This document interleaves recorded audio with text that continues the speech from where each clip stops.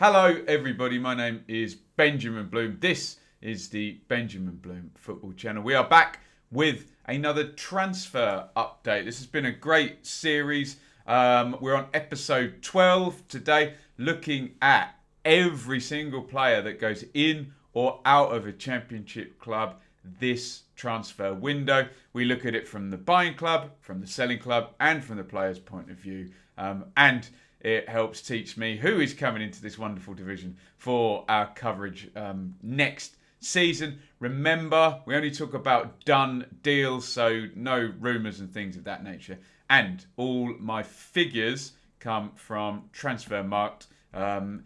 They may not always be 100% bang on, but I like to go from one source. If you think you know a different transfer figure for any of these deals, then let me know in the comments. But please put your source down, else we'll just stick with the one consistent source.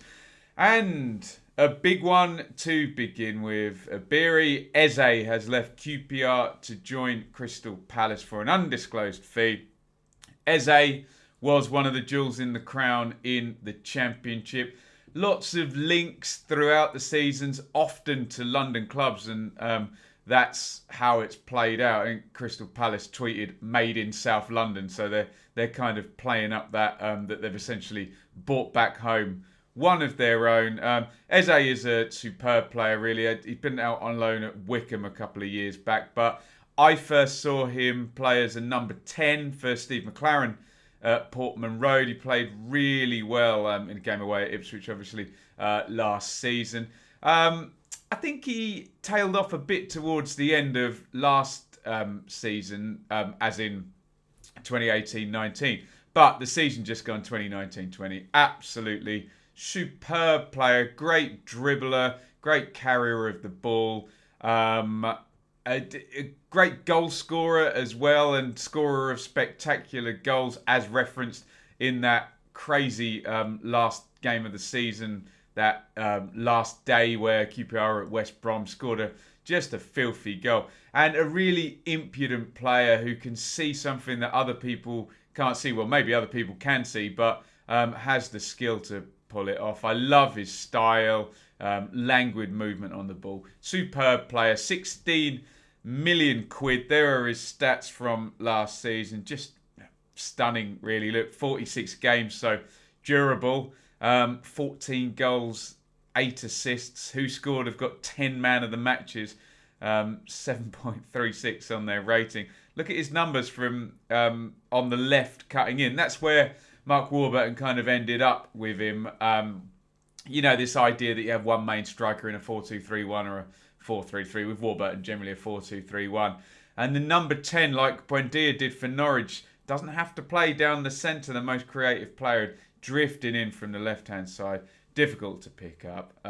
Like this one a lot. Good luck to Eze. He's been great in the Championship. So great for him to go and play in the Premier League. Palace, well, that's a decent price. I'm sure there'll be add-ons on top. Again, if you know better than me about the deal, let me know in the comments, but please put your source in. And for QPR, well, I always say on the channel, it's not a bad thing to sell your best player in the Championship. That may sound counterintuitive or silly to some people, but more often than not, the teams that get out of the Championship do sell their top players to help with the finances and to retool the team. There is a big history amongst the teams that go up. We can reel off the players, Chris Woods and Ronaldo Vieiras and Jack Clark's at Leeds, and David Brooks at Sheffield United, James Maddison at Norwich.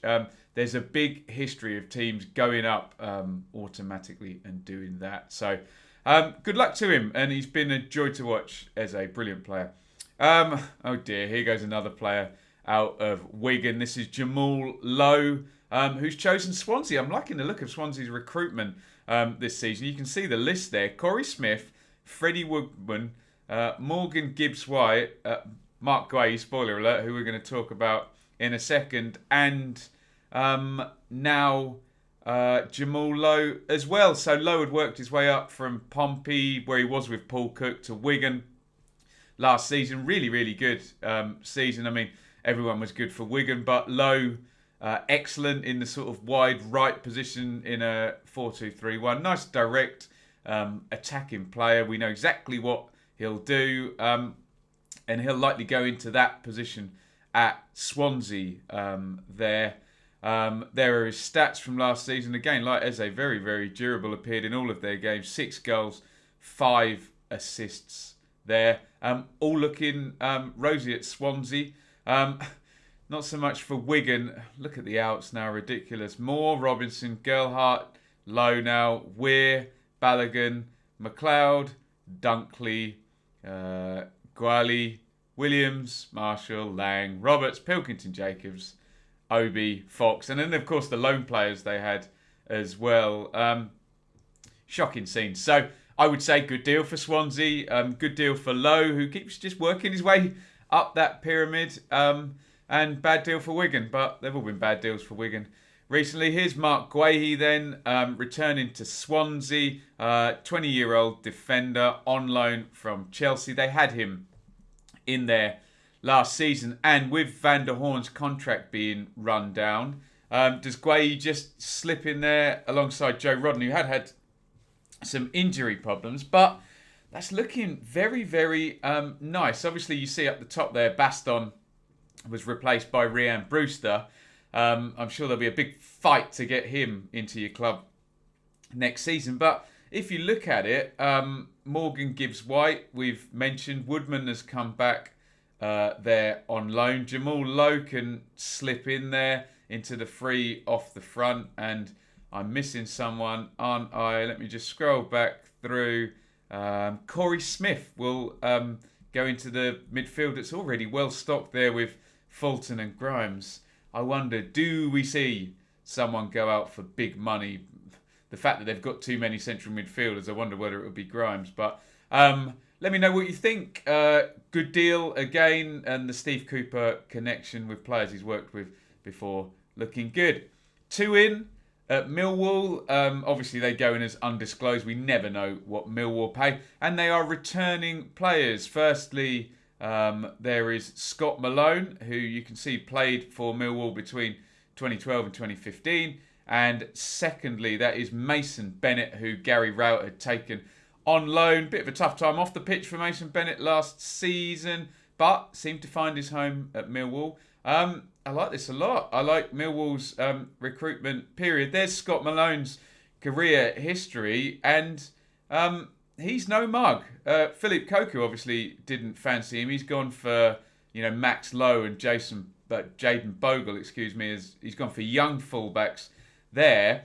Gary Rowett had been playing a sort of 3 centre half, so Scott Malone may play as a wing back down the left-hand side. Murray Wallace there. I had this very discussion on Lions TV with Dan the other day talking about Millwall and maybe Wallace, not that he's a bad player, but certainly not a left wing back, centre back to left back and then to wing back. So this is good, and you can see that run there in 16-17 with Fulham for Scott Malone. Very good goal return there, and I remember seeing him play really nice attacking fullback role for Fulham there. So I like that with Malone.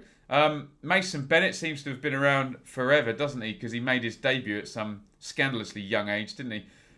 65 appearances, 4 goals for Derby, but he's already done 9 appearances and 2 goals at Millwall. So it looks like he's finding a home. And if Rowett wants to play that sort of 3-4-3 thing that's a 4-5-1 when you're defending, think Nuno's Wolves, but obviously with Millwall players, no offence to the current Millwall players who are very good, but Nuno probably didn't matter what system he played with the players he had in the Championship that season for Wolves. But anyway, Mason Bennett, that looks good. He'd probably play off the right-hand side and join in as a second striker. I like that a lot, and it gives the movement.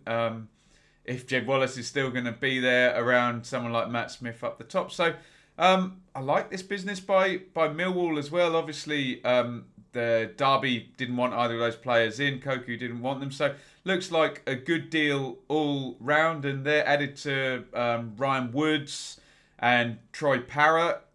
Millwall looking good. Already punching their weight very much so in the Championship.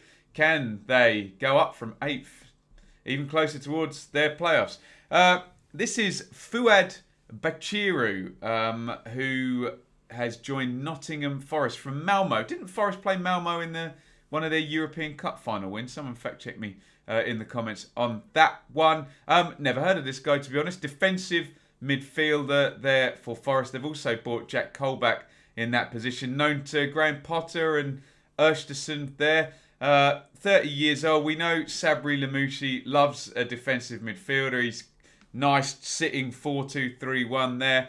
You can see Ben Watson, Sam Bassal, Ryan Yates most of the minutes there. Well, look at Ben Watson, 45 appearances, and the other guy was seemingly either Sal or Yates in those spots. So he's going to go in there. Obviously, Colback has gone in, and we think Watson might end up going out. So Colback, Sal, Yates, and now, let me try and pronounce his name correctly, Bachiro, who is a Comoros international. I had to look that up, so I thought I'd stick it in the slideshow. That's the west coast of Africa there. And look at Comoros, tiny little island there to the northwest, excuse me. Sorry, it's the east coast of Africa, tiny little island to the northwest of Madagascar. There we go. Never make a sailor, would I? So, yeah, presumably Lamouchi knows all about him. And will he be a first-team player? Will he be a squad player? We will find out. This is Leo Ostigard, a centre-half coming to the Championship on loan from Brighton, which worked out well for Matt Clark coming in at Derby last season, and obviously Ben White at Leeds. Brighton just sweep up these good Championship centre-backs. Seemingly you've got Adam Webster there as well, haven't they? So here comes the Norwegian to Coventry there, product of the Mulder Academy. So he's probably known to Ollie Solskjaer there. He's been out on loan, played in the EFL Trophy for Brighton, but back to Bundesliga 2, I always do that make Mark laugh. FC St. Pauli last season, 28 appearances there. So we've often drawn the comparison between the Bundesliga 2 and the Championship. Doesn't seem too much in it. Maybe Championship slightly further ahead, but often players converge between the two. So in he goes there. This is Ivan Sanchez in at Birmingham. There, Aitor Karanka's latest addition. George Friend in there as well earlier in the window. Sanchez, 27 years old, right winger there from Elche on a free, if I'm pronouncing that Spanish team's name right. Can also play as a number 10. Left Elche on a high, helping them to promotion back to the Spanish top flight on Sunday evening with a Segunda second division playoff over Girona. Very nice too. Aren't Girona the ones that are linked with Manchester City? Aren't they in the City group? Possibly someone again. Help me out in the comments on that one, guys. 120 appearances, 11 goals, 10 assists. Karanka, 4-2-3-1. Sanchez off the right-hand side, do we think? Right, those are all the ins, some really good ones. Let's bash through these outs. And a player I really liked, actually, Fan Villalba, which I struggle to say, had a really good start at St Andrews under Pep Clotet, but didn't work out. Off back to Almeria, and he's going back there on loan for the remainder of next season. Don't know whether it'll work out for him in England, but good player. Another good player, actually, Tony Leisner, who's 30, brought in under Steve McLaren. Mark Warburton didn't fancy him. Old school, head it, kick it, get everything clear, centre half. Championship experience. If I'm Paul Warne, Neil Warnock, Neil Harris, is the either that he's too slow or not good enough with his feet anymore? But he'd been on loan with Cologne, so I don't know whether they'll do a deal over there. But very good. I remember him topping lots of the aerial stats and things of that nature in the Championship. So what I'm saying is there's a player there. If an English club wants to take him, we'll see what happens there. Donovan Daniels, centre-half out of Luton to Crewe. Surplus to requirements there. And 3 out of Norwich. Adshead to Telstar and Soto to Telstar. That's a young central midfielder and a young forward. And Isaac Thorvaldsen joining Icelandic side IA on loan. Artificial intelligence artificial. That's Norwich doing their products that they're working on and building up. Able to do that, Norwich, and did it very well with James Mattheson, didn't they? Having him as a project, loaning him to Coventry, and then when he was ready, back he came in. One from our dearly departed, shouldn't need to explain this, but we did have someone whining, why was I covering a Leeds player in the last video? We do still look at the dearly departed. Gareth Barry has retired, so West Brom obviously promoted last year. Barry didn't do too much with them, but I just wanted to give him a shout out just for a sensational career. Look at that, 680 appearances, and the best part of 20 years playing pretty much every week in the Premier League. You have to be pretty decent at football to do that. So congratulations to Gareth Barry on a wonderful career there. I'm sure everyone watching him has seen him play live at least once, given those 680, got 800 in all competitions appearances there. Played for England as well. Won the league title for Manchester City in an FA Cup in there into the bargain. Right, that is it for the latest Championship transfer review. Get your thoughts in. Buying club, selling club, player, good deal. We can always make an argument for a transfer working out well, can't we? They don't all, but certainly some good deals look like they've been done, and that was a particularly fun one with the transfer of Eze and two in at Swansea and two in at Millwall as well. Lots of people stocking up now. You can support the channel as it says on the slide there. Like, comment, subscribe. You can join our fantasy league. Loads of people have. What's the code? I can never read it. 25QBR0. All of these shows will go down a podcast feed there. Just type the Benjamin Bloom Football Show into iTunes or Spotify or Acast I use, whatever you use there. Patreon, you can support the channel. The $3 tier is just basically a donation to me to try and make this my part or full-time living. Some gigs crawling back in now. Got another one booked yesterday, so not my only source of income, but I'd love to make it either the secondary or primary source of income in my life. You can help out there for $3 per month on Patreon, or for $5, and I'll probably do a video today or tomorrow. You will get Patreon only Q&As and Patreon only vlogs as well. Also, we're working on sponsorship for those same reasons now. Sponsorship inquiries if you a small business, or we will be opening up a Patreon tier for patrons to sponsor a specific show. Email me about that, benjaminbloommusic@gmail.com. As I look at my phone and stuff flashes up, hopefully no more transfers. That would be typical if a big transfer went through right now while I was recording this. So that is episode 12 of the transfer update series. Get your thoughts in the comments, and I will see you on the next video. Thank you for watching. Over and out.